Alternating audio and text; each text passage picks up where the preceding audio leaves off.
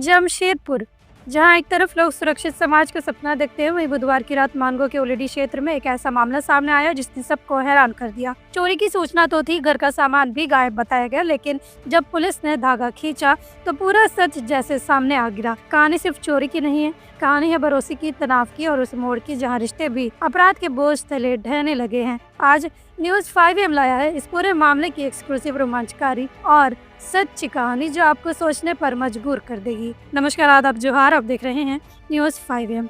दिनांक 19/11/2025 को वादी पवन कुमार ने पुलिस को आवेदन दिया कि उनके और भाई औरंगनाथ के घर से अज्ञात चोर ने लगभग 90,000 रुपए नकद और सभी जेवरात गायब कर दिए हैं।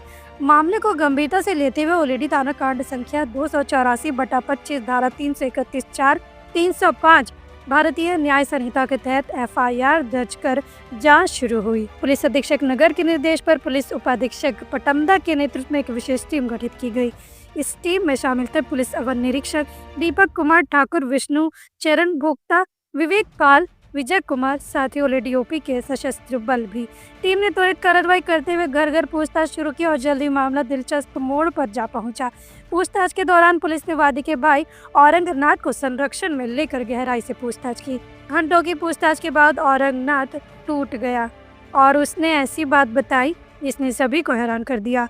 उसने स्वीकार किया कि असली चोर कोई बाहर का नहीं बल्कि वो खुद था। औरंगनाथ ने खुलासा किया कि वो भारी कर्ज के बोझ में दबा था, तनाव में था और आस्था नहीं सूझ रहा था।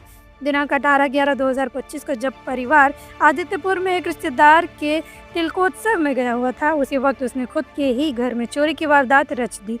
लोगों का शक हटाने के लिए उसने अपने घर में भी नकली चोरी का ड्रामा सेट किया, लेकिन पुलिस की चौकस निगाहें इस जाल को ज्यादा देर टिकने नहीं दे सकी।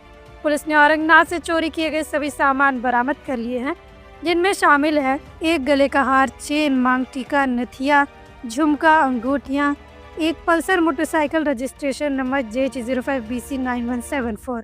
ये सब देखकर परिवार भी स्तब्ध था और पुलिस भी सोच में कि इंसान कर्ज और तनाव में कहां तक पहुंच सकता है।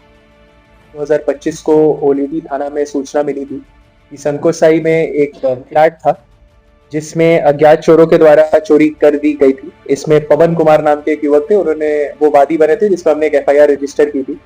इसमें पुलिस ने टेक्निकल इंटेलिजेंस, ह्यूमन इंटेलिजेंस जब यूज किया और जब जो वादी थे पवन कुमार, उन्हीं के छोटे भाई औरंगनाथ को जब हमने अपने कस्टडी में लिया और पूछताछ किया तो हमें पता चला कि इनके ऊपर काफी सारा डेट था, काफी सारा कर्ज था, जिसके कारण उन्होंने ही अपने बड़े भाई के घर में चोरी कराई थी और अपने भी घर में चोरी कराने का एक नाटक किया था ताकि एक षड्यंत्र वो रच सके। इसमें हमने जब उनसे और बातचीत की तो हमें पता चला कि उसमें कुछ एविडेंस ऐसे थे कि जो ताला टूटा हुआ तो बस बड़े भाई के घर का टूटा था, छोटे भाई के घर का ताला गायब था, जिससे ऐसा शक हो रहा था कि उन तालों को खोला गया है, जिसका मतलब उसका चाबी किसी के पास होने वाला था।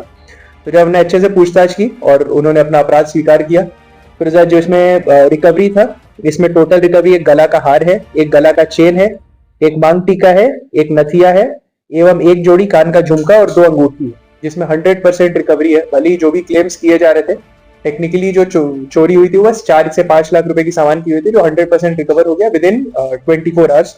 और इसमें जिसको जेल भेज रहे वो छोटा भाई है औरंगनाथ, जो कि भाई ओलेडी संकोसाई के रहने वाले। चोरी कौन कहते भी जब उनका परिवार, जब दोनों भाई और उनका परिवार आदित्यपुर गए थे तिलक के समारोह में, तो उसी में बीच में वो 1 घंटे के लिए घर आया था, जो हम लोग अपने टेक्निकल एविडेंस से भी एस्टैब्लिश कर लिए थे। और उसी में वो बीच में आया था, उसी में उसने पर्सनली ही चोरी की, खुद ही अपने बड़े भाई के घर का ताला वाला तोड़ा था, अपने घर का ताला खोल दिया था और जब चोरी की थी अपने घर में, इसीलिए चोरी दिखाई थी ताकि लोग को इस पे शक नहीं हो। बट हमने इसमें कार्रवाई जल्दी की थी। जो SIT बनी थी उसको लीड कर रहे थे DSP पटमदा बचनदेव कुजूर और एक अहम भूमिका ओलेडी प्रभारी दीपक ठाकुर की थी। तो इन दोनों ने अच्छा कार्रवाई करते हुए इस केस को डिटेक्ट किया, 100% हमने रिकवरी कर लिया और जो अक्यूज्ड है उसको जेल में।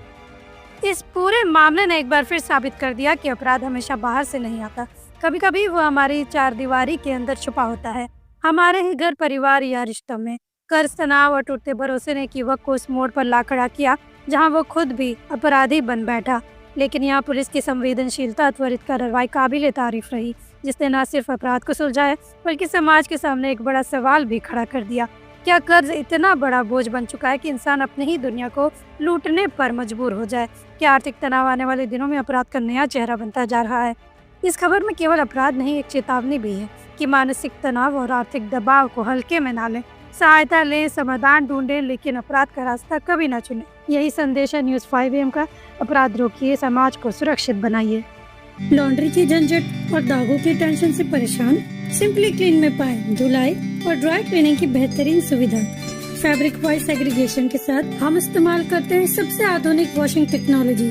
हमारी एक्सप्रेस सर्विस से पाएं कपड़े आज दिए कल तैयार। We offer free pickup and delivery. आज ही आइए सिंपल क्लीन पर।